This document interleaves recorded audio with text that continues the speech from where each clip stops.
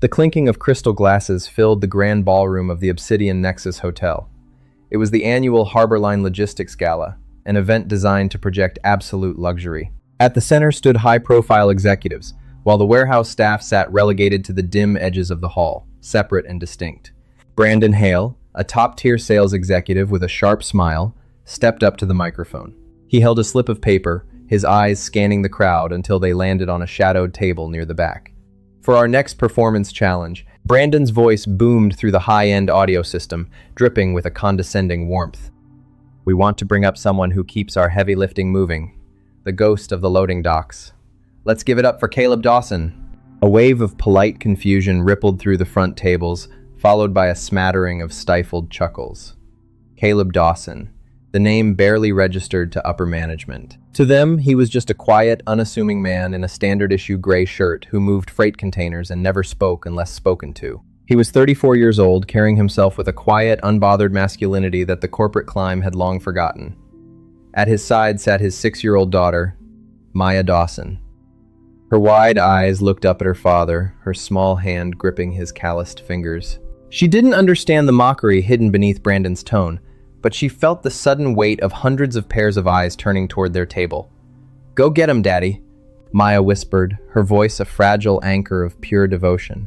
Caleb looked down at his daughter, his expression softening completely. The cold edges of the room seemed to melt away. He squeezed her hand gently, leaning down to whisper, "Stay right here with Uncle Greg, okay?" Greg Mercer, the burly warehouse operations manager sitting next to them, nodded solemnly, his jaw tight with suppressed anger at Brandon's public stunt. "I've got her, Caleb. Don't let them get to you." Caleb stood up. He didn't slouch, nor did he puff out his chest in false bravado. He moved with a regulated, effortless grace, a steady stride that spoke of a man who had walked through far more dangerous terrains than a carpeted ballroom.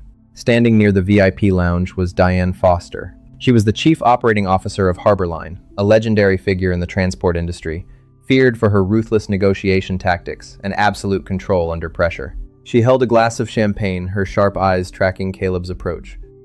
She had seen Caleb in passing on the lower decks, noting his perfect operational records, but never looking closely enough to see the man behind the numbers.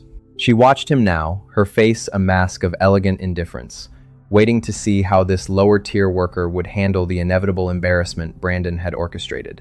Caleb reached the stage. Brandon handed him the microphone, leaning in with a smug grin. "Don't worry, Caleb, just read the screen."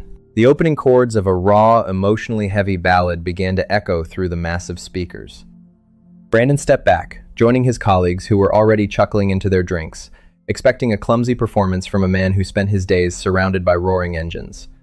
Caleb stood before the microphone. For a second, he closed his eyes. The entire room faded into absolute silence. In that fleeting moment of darkness, he wasn't standing in a luxury hotel. He was back in the cockpit of a fighter jet, navigating through a fractured night sky, the roar of a dying engine in his ears, and the memory of his late wife, Rachel, flashing through his mind. The phantom weight of a decorated military past, a life he had completely buried 6 years ago to protect his daughter, pressed heavily against his chest. He opened his eyes and brought the microphone to his lips. The first note that left his throat was low, resonant, and shockingly steady. It wasn't the tentative, nervous sound the crowd had anticipated. It was a rich, baritone wave that carried an immediate authority. The laughter at Brandon's table died instantly. Caleb's voice expanded, filling every corner of the massive ballroom with a raw, piercing honesty. It was a voice that had commanded elite squadrons, a voice that carried the profound weight of a man who had loved, lost, and survived. Diane Foster froze. Her champagne glass stopped midair. The superficial world of corporate titles vanished as Caleb's melody struck something deep within her. She stared at the man on the stage, her analytical mind completely failing to comprehend how a simple warehouse worker could possess a presence that commanded the entire room without even trying. By the time Caleb reached the soaring heights of the chorus, the silence in the ballroom was absolute. No one breathed. No one looked away. Brandon Hale's face had drained of all color, his smug posture collapsing into paralyzed shock. Caleb sang not for the crowd, but directly to the small girl sitting at the back table. Maya smiled, her eyes shining with tears of pride. But as Caleb hit the final, haunting cadence of the song, the main doors of the ballroom burst open. A breathless executive assistant sprinted toward Diane Foster, her face pale with terror. "Miss Foster," the assistant gasped, her voice cutting through the fading echo of Caleb's final note. "It's your son." The private transport helicopter from the northern airfield. Its radar just went dark over the ridge. The applause that had begun to swell for Caleb was instantly swallowed by a suffocating dread. The assistant's words echoed off the high ceilings of the ballroom, chilling the air. Diane Foster dropped her glass. The crystal shattered loudly against the polished floor, champagne pooling around her designer heels, but she didn't even blink. "What do you mean, dark?" Diane's voice, usually a razor-sharp instrument of corporate authority, cracked. The cold, impenetrable facade she wore, like armor dissolved in a single heartbeat. Her hands began to tremble violently. "Julian is on that aircraft. They were dodging the storm front over the mountain pass." "Tell me they didn't go down." The assistant, frantic, opened a rugged corporate tablet displaying a blinking red static map. Air traffic control lost secondary surveillance radar 3 minutes ago near the Blackwood Ridge line. The weather dropped drastically. Zero visibility. Winds are hitting 60 knots. No emergency beacon has been activated yet, but communications are completely dead. Panicked murmurs rippled through the executives. Brandon Hale immediately stepped forward, trying to assert control. "Call the state rescue services. Get the governor's office on the line. We have resources, Diane. We can buy whatever team is available." But Diane wasn't listening. She couldn't breathe. The terrifying reality that her immense wealth and corporate power could do absolutely nothing to pierce through a mountain storm to save her 8-year-old boy hit her like a physical blow. She staggered backward, leaning heavily against a marble pillar, her chest heaving as a full panic attack seized her. Caleb Dawson walked off the stage. He didn't rush, but his stride carried a sudden, lethal purpose. He bypassed the whispering crowds, handing the microphone to a stunned bystander. He caught Greg's eye and gave a subtle, firm nod. Greg instantly understood, wrapping an arm around little Maya, keeping her safe from the swelling chaos. Caleb stepped into the tight circle of panicking executives gathered around Diane. The air around him felt different now, no longer the quiet aura of an invisible worker, but the unshakable stillness of a rock in a torrential river. "Let me see the tablet," Caleb said. His voice wasn't loud, but it possessed a grounding cadence that cut right through Brandon's frantic shouting. Brandon turned, glaring. "Dawson, step back. This is an executive emergency. Go back to the loading dock." Caleb didn't even look at Brandon. He stepped closer to Diane, his gaze locking onto her terrified, searching eyes. He knelt slightly to meet her eye level, deliberately blocking out the frantic movements of the room. "Diane, look at me." The raw authority in his tone forced her to focus. Through her tears, she looked at the warehouse man, but she didn't see the worker anymore. She saw eyes that had looked into the face of disaster before and hadn't blinked. "What model is the transport?" Caleb asked softly, his breathing steady, offering an emotional anchor she desperately grasped at. It's a twin-engine Kestrel X," Diane whispered, her hands catching his rough sleeve. "My son, he hates the dark. He's terrified of storms." The Kestrel X has a reinforced titanium rotor housing and a tertiary backup transponder hidden in the tail assembly, Caleb said without a trace of hesitation, his mind instantly accessing data he hadn't spoken aloud in years. "If the primary radar went dark, it doesn't mean a crash. It means they entered the blind spot of the Blackwood Valley sector, where the iron ore deposits disrupt the low-frequency arrays." The assistant looked up from the tablet, her eyes widening. How? How do you know the valley specs?" "The local flight authorities just said the same thing about the iron deposits, but they don't know how to track them through it." Diane looked at Caleb, a sudden, desperate spark of hope mixing with profound bewilderment. Who was this man? How did a freight handler know the engineering specifications of a multi-million-dollar tactical transport helicopter? Caleb took the tablet gently from the assistant's hands. His fingers moved across the interface with a practiced, effortless speed that belonged to a high-ranking flight commander, not a logistics clerk. He bypassed the standard maps and pulled up the raw terrain elevation data. "They aren't down," Caleb muttered, his eyes narrowing as he analyzed the wind vectors and terrain shadows. "The pilot is experienced. He would have dropped altitude into the canyon to escape the headwind. But there's a problem." Diane gripped his arm tighter, her voice trembling. "What problem?" Caleb pointed to a narrow, jagged line on the digital map where the canyon narrowed into a dead end known as the Devil's Throat.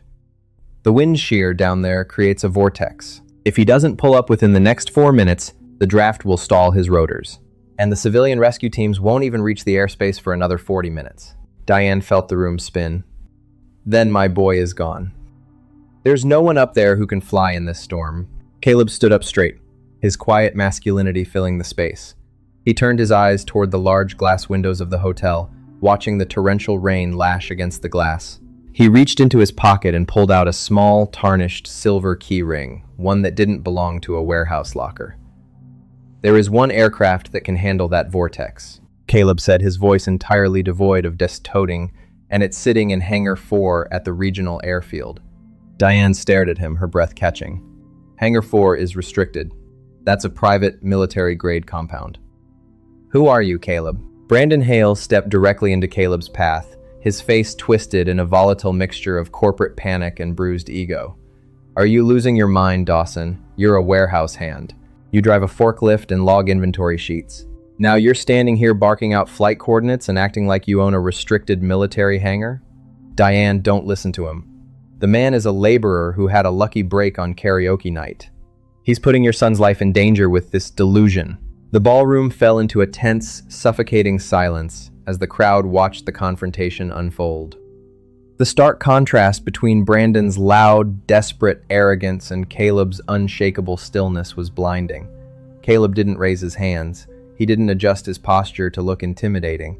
He simply looked down at the sales executive, his eyes carrying the icy, disciplined weight of someone who had faced real life and death threats, not corporate politics. "Step aside, Brandon," Caleb said. The words weren't a shout, but they possessed a heavy, vibrating finality that made Brandon instinctively take a half step back, his mouth hanging open as his bravado withered under the sudden pressure. Before Brandon could recover his voice, the corporate tablet in the assistant's hand emitted a sharp, high-pitched alert. The young woman gasped, her fingers trembling as she stared at the screen. "Miss Foster!" The tower at Sovereign Crest Regional Airfield just patched through an emergency audio transmission from Julian's pilot. It's barely piercing the atmospheric interference, but they've confirmed their location. Diane lunged forward, her elegant posture entirely forgotten as she grabbed the edges of the tablet. "Play it." "Put it on speaker right now." Through the static-heavy audio, a panicked, breathless voice broke over the ballroom's premium sound system, echoing off the high crystal chandeliers. Losing altitude rapidly. Heavy wind shear in the gorge. "We are trapped in the lower basin of the Devil's Throat. The rotors are stalling. Repeat, we cannot climb out of the vortex. We need immediate aerial extraction." The transmission cut out into a harsh, violent hiss of white noise. The room fell into a horrifying, paralyzed stillness. Caleb's rapid analysis had been flawless, down to the exact geographical pocket. He had predicted the pilot's movements minutes before air traffic control could even confirm them. Diane looked up at Caleb, her wide eyes reflecting a profound, terrifying realization. This man wasn't guessing. He knew the sky better than her entire executive transport team combined. "You knew," she whispered, her voice cracking with raw emotion. "You knew exactly what the storm would do to them." "I know that canyon," Caleb replied simply, his mind already calculating fuel burns, wind resistance, and thermal drafts. "And I know the civilian rescue teams won't fly into a low-pressure vortex in a 60-knot crosswind. Their standard airframes don't have the engine torque to pull back out once they drop past the ridgeline. It's a suicide run for a normal pilot." He turned back toward the warehouse table where Maya sat. The little girl had stood up from her chair. She walked forward quietly, the wealthy executives parting for her as if sensing the pure, untouched gravity she carried. She stopped right beside her father, reaching up to wrap her small fingers around his calloused hand. Diane watched the child, her own heart breaking into 1,000 pieces for her son trapped in the dark. She expected the little girl to cry, to beg her father not to go out into the violent, flashing storm. Instead, Maya looked up at Diane. Her voice was small, but it carried an incredible, unshakable certainty that silenced the entire room. "Don't be scared, lady. My daddy is the best pilot in the whole world. He never lets anyone fall." The words struck Diane like a physical blow. She had all the money in the world, a multi-million-dollar logistics empire, and an army of bowing employees, yet she was completely helpless in the face of nature. This single father, living on a modest warehouse salary, possessed an emotional security and an undeniable strength that wealth could never buy. His daughter didn't look at him with fear. She looked at him with absolute, fearless pride. Caleb knelt down, kissing Maya's forehead gently. "Look after Uncle Greg for me, sweet pea. I'll be back before you know it." "I know, Daddy. Save the little boy," Maya whispered, hugging his neck tightly before stepping back toward Greg, who held her shoulder with a solemn, respectful nod. Caleb stood up, his eyes locking onto Diane. The transformation was total. The humble, quiet warehouse worker was completely gone, replaced by a commanding figure ready to wage war against the elements. "We need to get to Sovereign Crest right now. The storm is closing the flight window." "I'm coming with you," Diane said, her voice filled with a desperate, rare vulnerability. She was terrifyingly out of her depth, but she refused to stay behind while her son's life hung in the balance. As they broke for the exit, Brandon Hale made one final, foolish attempt to salvage his dignity, grabbing Caleb's shoulder from behind. "You can't just leave the gala, Dawson. If you wreck a company vehicle or trespass on that airfield, you're finished at Harbor Line." Caleb stopped dead in his tracks. He didn't turn his body around, but he reached up and clamped his hand over Brandon's fingers, slowly peeling them off his shoulder. The grip was like vice-hardened steel. Brandon winced, his face twisting in sudden, agonizing pain as he was forced down to his knees by the sheer, quiet pressure of Caleb's hand. "If anything happens to that boy because you delayed me by 1 second," Caleb murmured, his voice dropping to a dangerous, freezing whisper that only Brandon could hear, "you won't have to worry about my job. You'll have to worry about me." He released Brandon, who collapsed back against a catering table, trembling and cradling his crushed hand in absolute shock. Caleb strode out into the torrential rain, Diane running to keep pace with his long, determined strides. But as her luxury SUV tore down the flooded highway toward the airfield, a dark, sudden thought crossed Diane's mind. Hangar 4 at Sovereign Crest belonged to Vanguard Aerospace Defense, a heavily fortified, black-budget contractor. Even if Caleb knew how to fly, how did a warehouse worker intend to breach a high-security military installation in the middle of a lockdown? The luxury SUV tore through the perimeter fencing of Sovereign Crest Regional Airfield, its tires hydroplaning across the flooded tarmac. Sheets of blinding rain slammed against the windshield as lightning ripped open the black sky, illuminating the skeletal silhouettes of grounded civilian aircraft. The entire airfield was dead, paralyzed by the storm. Except for the northern sector. Diane gripped the dashboard, her knuckles white, her gaze fixed on the imposing concrete wall ahead. This was the boundary of the Vanguard Aerospace Defense Compound, a restricted military-grade sanctuary embedded within the public airfield. Towering steel gates blocked the road, flanked by reinforced security booths and bathed in the harsh, blinding glare of security floodlights. As the SUV screeched to a halt before the barrier, 3 heavily armed private security operators stepped out into the downpour. Their rifles were raised, their faces completely obscured by tactical helmets. Diane threw her door open, stepping directly into the freezing rain. The wind instantly tore her hair loose, soaking her expensive designer clothes. But she didn't care. She was frantic. "Open these gates right now! I am Diane Foster, Chief Operating Officer of Harbor Line. My son's transport is down in the devil's throat. Every second you delay me, you are risking a child's life." The lead guard, Sergeant Jonathan Cross, stepped forward, his voice amplified by a cold, mechanical helmet radio. "Ma'am, this sector is under strict federal lockdown due to catastrophic atmospheric conditions. No civilian assets move past this point. Your corporate status does not grant you clearance here. Turn your vehicle around immediately." "You don't understand," Diane screamed, her voice cracking, completely devoid of the icy control that usually terrified her board of directors. She was a mother staring into the abyss of her worst nightmare. "Please, my boy is out there." Sergeant Cross didn't move an inch. He raised his hand, signaling his men to chamber rounds. "Ma'am, step back into your vehicle, or we will detain you forcibly." Before Diane could collapse into utter despair, the passenger door of the SUV opened. Caleb Dawson stepped out into the rain. He didn't yell. He didn't run. He walked toward the armed guards with a slow, deliberate stride, his hands resting loosely at his sides. The downpour drenched his standard gray warehouse shirt, molding it to his broad shoulders. As he approached the perimeter light, the security operators adjusted their weapons, targeting his chest. "Sir, halt," Cross barked. Caleb kept walking until he was merely inches from the barrel of Cross's rifle. He reached into his pocket, bypassed the silver keyring, and pulled out a weathered, heavy titanium token engraved with an eagle crest and a single, deep-set black star. He walked past the guard entirely, ignoring the weapon, and pressed his right hand flat against the high-security biometric scanner mounted on the reinforced gate pillar, holding the token against the optical reader. For 2 agonized seconds, the scanner pulsed red.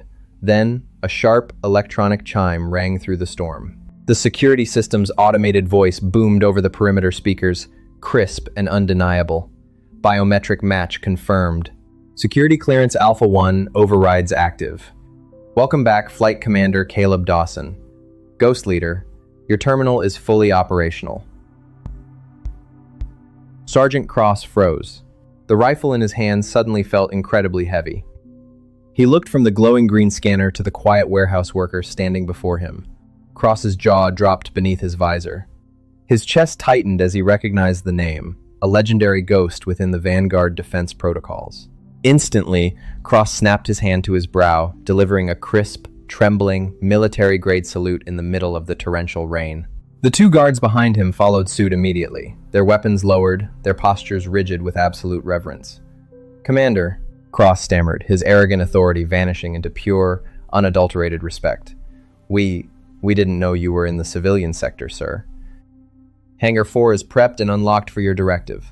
Diane stood completely paralyzed, the rain washing over her face as she stared at Caleb.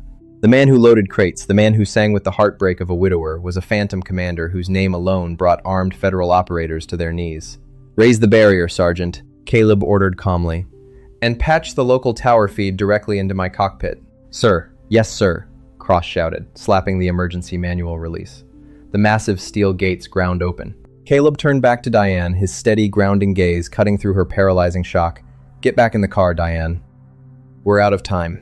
They drove through the barrier, stopping outside the monolithic structure of Hangar 4. As the heavy, automated doors rolled upward, the interior floodlights flickered to life, revealing a mechanical beast resting in the center of the pristine concrete floor.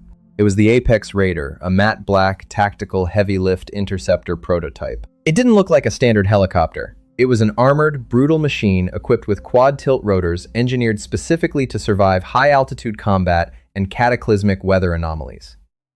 The airfield's chief controller, Wayne Garrity, came sprinting out of the adjoining communications office, holding a radio headset to his ear. He looked haggard, his eyes wild with panic. He stopped dead when he saw Caleb, a gasp escaping his lips.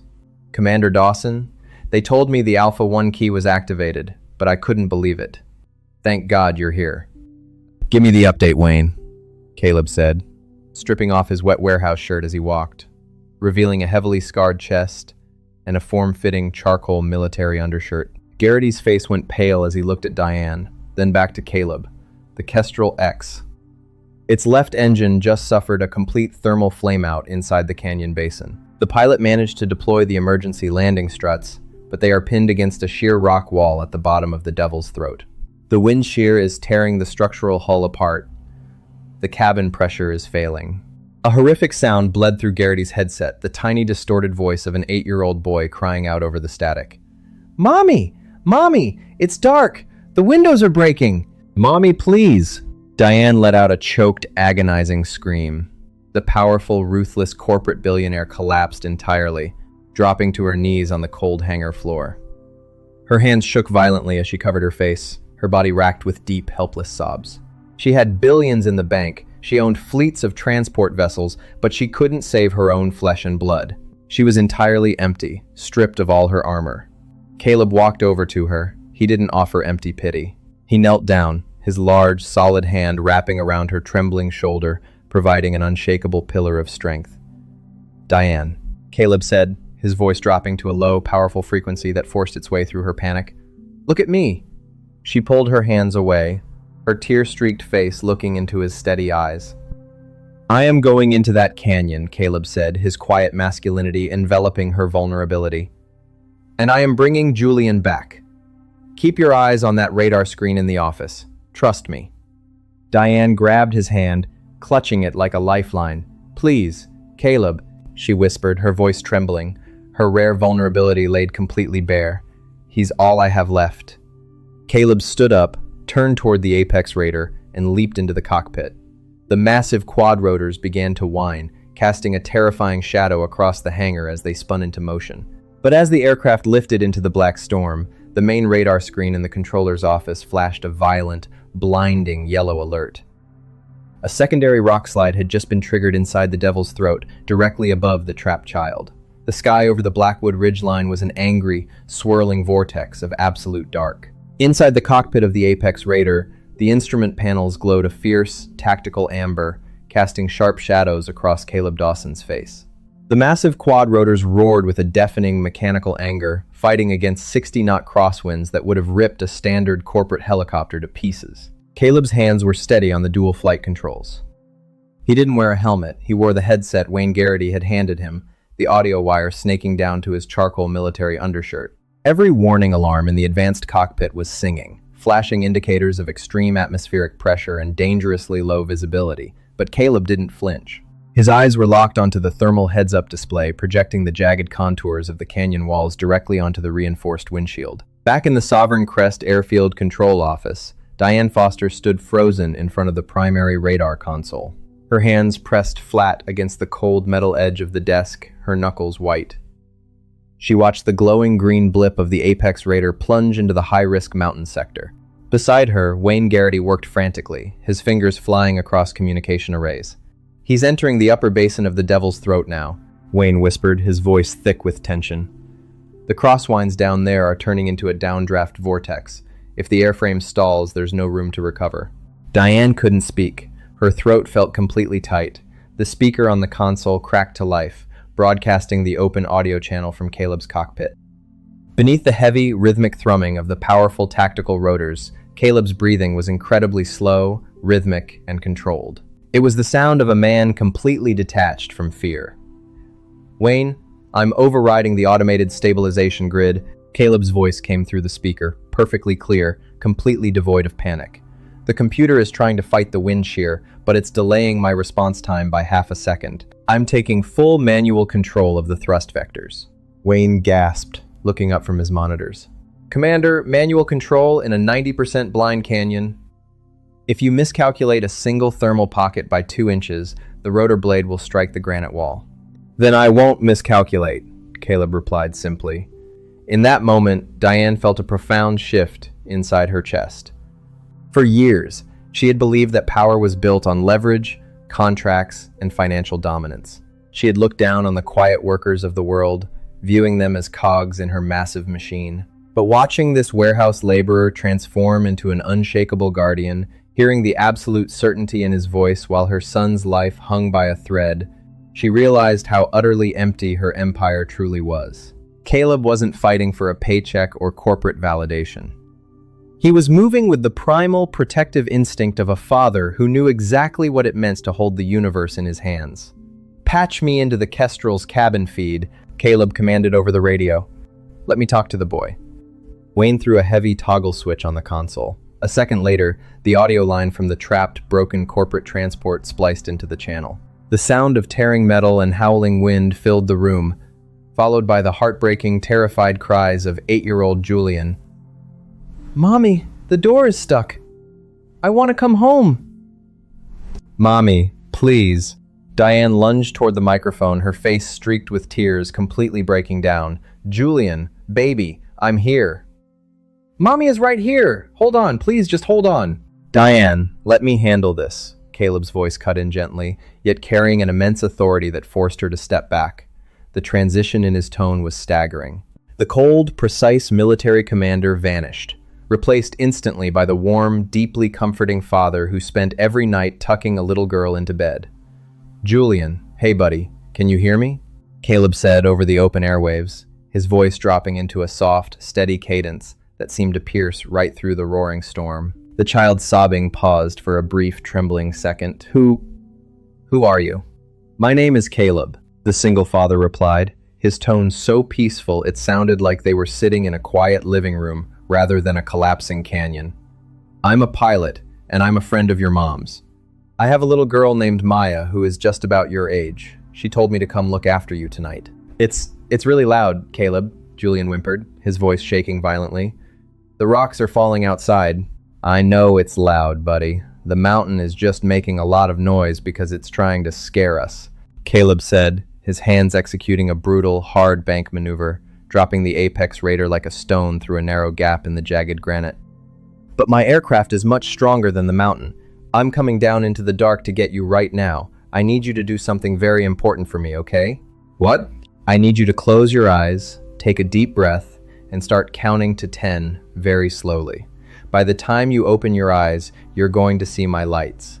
Can you do that for me, Julian? Okay, Julian whispered, his crying subsiding into small, shallow breaths. 1, 2, 3. Diane covered her mouth, her body trembling as she listened to her son find a sense of safety in the voice of a man she had ignored for 6 years. The sheer emotional weight of the contrast was staggering. On the radar screen, the green blip dropped into the deepest, most dangerous pocket of the canyon grid. Suddenly, a violent, high-pitched alarm shrieked through the control room speakers from Caleb's cockpit. The automated terrain tracking system began flashing a brilliant, blinding crimson. "Commander!" Wayne yelled, leaning into his monitors, his face turning an ash-gray color. The secondary seismic sensors just tripped. The thermal vibration from your rotor wash just destabilized the fractured ridgeline directly above the kestrel. A massive rock fracture is shearing off right now. Through the radio channel, a terrifying, thunderous roar echoed.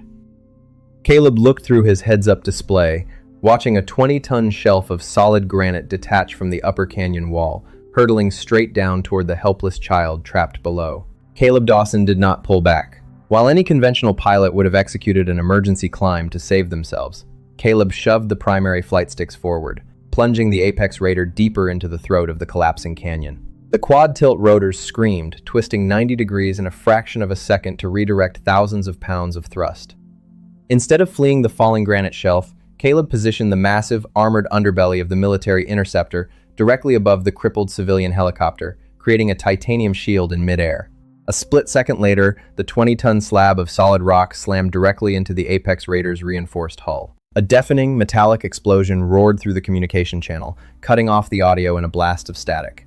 In the airfield control office, Diane Foster let out a sound that wasn't human, a raw, agonizing scream of pure grief as the primary radar console flared a violent, blinding crimson, the tracking blip flickering erratically. She fell against the desk, her knees buckling completely, her mind fracturing at the thought that she had just witnessed the death of her only child and the man who had gone to save him. Wayne Garrity slammed his hands onto the terminal, his eyes wide with horror. Structural warning on the lower armor plates. Engine torque is dropping. Come on, Commander. Breathe. Give me something. For 5 torturous seconds, there was only the howling of the wind over the open radio line. Then, through the static, a deep, heavy cough broke the silence. Armor plating held, Caleb's voice emerged, raspy but unbroken, carrying that same terrifyingly calm cadence. The hydraulic fluid on the secondary tilt rotor is leaking, but I've locked the mechanical seals. Wayne, the Kestrel's cabin is completely compromised by the debris. I'm deploying the tactical extraction line now. Tell the boy to look up. Diane gasped, dragging herself up from the floor, her tear-soaked eyes locking onto the flickering green blip that was miraculously stabilizing on the map. She grabbed the microphone with trembling hands, her voice completely stripped of its corporate power, filled only with a mother's desperate gratitude. Caleb, thank you. Please save my baby. He's already safe, Diane, Caleb replied softly, his voice shifting back into that warm, comforting frequency as he addressed the child. Julian, buddy, remember what I told you? Open your eyes. Look at the roof. Down in the pitch-black, freezing depths of the canyon, the shattered windshield of the Kestrel X was suddenly illuminated by a brilliant, piercing beam of emerald green tactical light. Looking down from the open cargo bay of the hovering Apex Raider, Caleb operated the heavy-lift automated winch system with flawless precision. The high-tensile magnetic extraction cable dropped through the howling wind, punching through the torn roof of the civilian transport. The panicked corporate pilot of the Kestrel, realizing they had been given a miracle, quickly secured 8-year-old Julian into the heavy-duty military rescue harness. I've got him secured, Commander. Pull him up. The pilot shouted over the emergency frequency. Raising the line, Caleb commanded. He kept the massive aircraft perfectly level in a 70-knot vortex, using nothing but raw muscle memory and instinct to counteract the brutal drafts. The winch whined, lifting the small boy out of the freezing dark and pulling him up into the warm, armored sanctuary of the Apex Raider's cabin. The moment the automated sensors confirmed the cargo doors were sealed and the boy was safe inside, Caleb didn't waste a heartbeat. He gripped the controls, twisting the manual thrust vectors to their absolute limit. "Hold on tight, Julian. Let's go see your mom." The Apex Raider roared, its damaged engines pouring out raw power as it broke free from the suction of the Devil's throat, soaring up past the black ridgeline and climbing into the upper sky like a shadow escaping hell. 20 minutes later, the storm over Sovereign Crest Regional Airfield began to fracture, the torrential downpour slowing to a steady, rhythmic rain. Inside Hangar 4, the atmosphere was suffocatingly tense. Word of the black-budget military rescue had spread at lightning speed. A caravan of luxury vehicles had arrived from the hotel ballroom. The entire upper executive board of Harborline, along with dozens of prominent guests and warehouse staff who had refused to leave, were now crowded into the back of the hangar. At the very front stood Brandon Hale. His hand was tightly bandaged, his expensive suit wrinkled, and his face was a pale mask of absolute dread. The realization of what he had done, the man he had publicly humiliated, the elite commander he had tried to threaten, was settling into his bones like ice. Suddenly, the heavy thrumming of approaching rotors vibrated through the concrete floor. The crowd rushed toward the open hangar doors, pulling out their phones, their eyes wide with awe as the massive, battle-scarred silhouette of the Apex Raider descended from the clouds. The aircraft touched down with a heavy, authoritative thud, its quad rotors slowly spinning down into absolute silence. The side assault cabin door hissed open, sliding back. Caleb Dawson stepped down onto the tarmac. He was drenched in sweat, his charcoal undershirt showing the strain of the flight, his face calm and unreadable. Striding beside him, wrapped in a heavy military wool blanket, was Julian. The boy wasn't crying anymore. He was holding Caleb's hand, looking up at the single father with an expression of pure, unadulterated adoration. Diane Foster didn't care about the crowd, her corporate image, or the flashing cameras. She sprinted across the wet concrete, throwing herself onto the ground and wrapping her arms tightly around her son. She held him so fiercely her shoulders shook, weeping openly in front of her entire company. "Mommy," Julian whispered into her shoulder. "I counted to 10, just like Caleb told me. He blocked the mountain from hitting us." Diane looked up from her son, her gaze rising to meet Caleb, who stood quietly nearby. The powerful, feared billionaire CEO looked at the humble warehouse worker, her hands trembling, completely overwhelmed by the staggering realization of who this man truly was. Diane Foster remained on her knees for a long time, her arms wrapped around Julian as if the sheer force of her embrace could erase the terror of the last 2 hours. The high-ranking executives of Harborline stood in a wide, silent circle, watching a woman they had only ever known as an iron-willed, untouchable strategist completely break down. The rain outside tapped a steady, muted rhythm against the hangar's metal roof, the only sound piercing the heavy silence. Slowly, Diane stood up. She wiped her face, her hands still shaking, but the frantic panic in her eyes had been replaced by a deep, grounding clarity. She kept one hand firmly on Julian's shoulder as she turned to face Caleb Dawson. Caleb stood by the landing gear of the Apex Raider, his posture relaxed, his breathing even. He was simply waiting, checking the hydraulic lines with a practiced eye, entirely unconcerned with the crowd that had gathered to gawk at him. "Caleb," Diane said.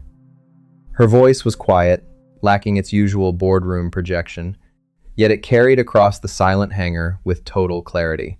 Caleb paused, wiping a trace of grease from his hand with a cloth, and looked at her. "He's going to be fine, Diane. Just get him checked by the medics for shock." The cabin lost pressure, but he didn't take any structural impacts. Diane shook her head, stepping closer until she was standing directly in front of him.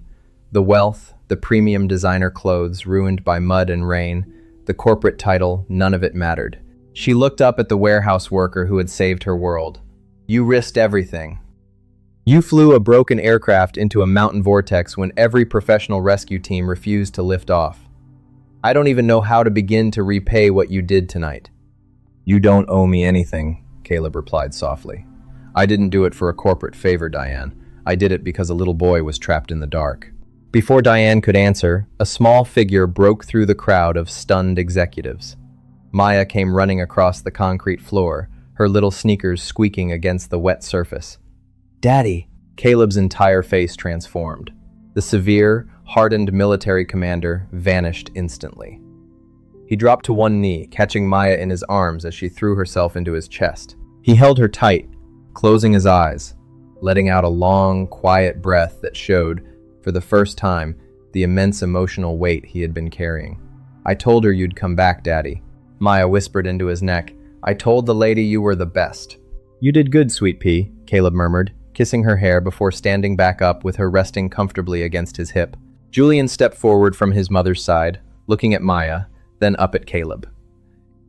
The boy reached out, his small hand gently touching the silver eagle crest token Caleb had used at the gate, which was now hanging loosely from his pocket.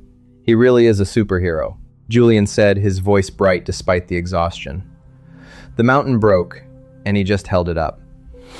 The executives in the crowd exchanged bewildered, uncomfortable glances. Brandon Hale stood near the back of the group, his face a pale, sweating mask of absolute ruin. He tried to blend into the shadows of the support pillars, but the shifting crowd naturally left a void around him. He knew what was coming. The entire hierarchy of Harborline had just watched the man Brandon called a ghost command, a black-budget military compound, and save the COO's son. Diane noticed the shift in the room. Her eyes drifted past Caleb, locking onto Brandon.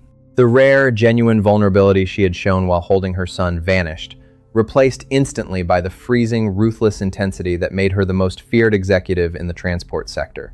She stepped away from the aircraft, her heels clicking sharply against the concrete as she approached the sales team.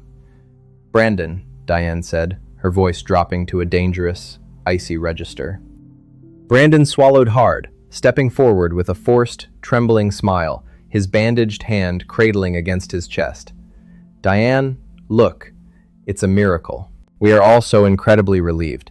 What Dawson did, it was entirely unexpected. Of course, the company will handle any logistical liabilities regarding the restricted hangar." "Silence," Diane cut him off. The word was like a razor blade. 2 hours ago, you stood in a ballroom and used a microphone to humiliate a man who has given 6 years of flawless service to this company. You called him a laborer who belonged in the margins.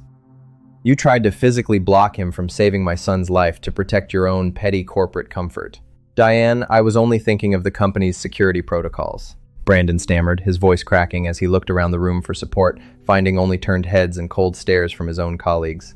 "I didn't know who he was."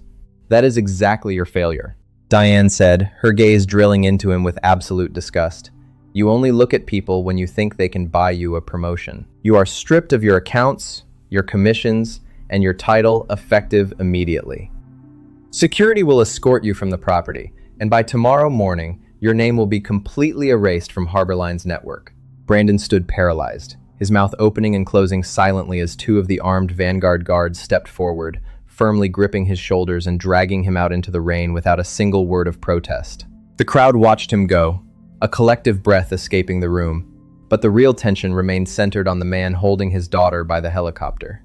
Diane turned back to Caleb, walking toward him with a slow, deliberate grace. The silence returned, thicker this time. The entire executive board was waiting to see how the single father would handle the sudden, massive shift in his reality. Diane stopped a foot away from Caleb, looking at the scarred, charcoal military shirt he wore, then down at his calm, unbothered expression. She realized in that moment that all her money and power could never buy the kind of security this man carried naturally. He didn't need her validation. He didn't need the company's praise. "Caleb," Diane said, her hands resting tightly in front of her, "the regional tower just received an official communication from the Department of Aerospace Defense. They've been tracking the flight log of the Apex Raider since it cleared the ridge." Caleb's eyes narrowed slightly, his quiet masculinity instantly sharpening. "And? They didn't call to report a security breach," Diane said, a sudden, unexpected smile touching her lips as she looked at the warehouse worker. "They called to inform us that the primary shareholder of Vanguard Aerospace has just personally authorized the permanent civilian release of Hangar 4, and they addressed the order directly to you." Caleb looked at the encrypted terminal printout Wayne Garrity held out with a trembling hand. The document bore the highest level of federal classification seals, but it was the digital signature at the bottom that made the room completely lose its breath. It wasn't an authorization from a government official. It was a permanent asset release from the primary, silent architect of Vanguard Aerospace's tactical division, a man who had vanished from the public eye exactly 6 years ago. The name printed in bold, unyielding font on the founding charter was Caleb Dawson. Diane stared at the paper, her mind struggling to process the sheer scale of the revelation. The pieces of the puzzle violently snapped into place. The flawless understanding of the aircraft's engineering, the biometric override that brought armed operators to their knees, the unshakable stillness in the face of a cataclysmic storm. He wasn't a warehouse worker who happened to be a pilot. He was the foundational genius who had built the very technology that had just saved her son's life. "You," Diane whispered, her voice barely a breath in the vast hangar. "You built the Apex Raider. You own the patents.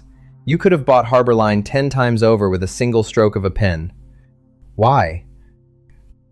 Why would a man with your power spend 6 years moving freight in a gray shirt, letting people like Brandon look down on you?" Caleb looked down at Maya, who was resting her head against his shoulder, her tiny fingers playing with the collar of his shirt. His expression remained entirely devoid of arrogance or triumph. It was the face of a man who had long since weighed the world and found its superficial rewards lacking. "When my wife Rachel got sick, all the money in the world couldn't buy a single extra heartbeat," Caleb said, his low voice carrying a profound, quiet masculinity that filled the silent room. The boardrooms, the high-stakes testing, the endless defense contracts, they took me away from her when time was the only currency that mattered. When she passed, I looked at my daughter. I realized she didn't need a billionaire founder who lived in the clouds. She didn't need a corporate legend. She needed a father who was home by 5 o'clock every single evening. A dad who could make her dinner, help her with her drawing, and look her in the eye without a phone ringing in his pocket. He paused, looking out at the sprawling luxury vehicles and the stunned executives who had spent the evening celebrating their own perceived dominance. The warehouse gave me exactly what I needed. It gave me a predictable routine, a steady paycheck to take care of my little girl, and absolute privacy.